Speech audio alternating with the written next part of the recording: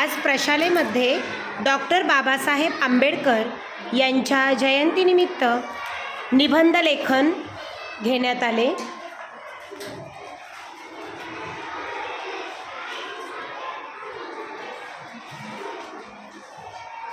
सर्व विद्यार्थ्यांनी डॉक्टर बाबासाहेब आंबेडकर यांच्या जीवन कार्याविषयी निबंध लेखन केले आहे।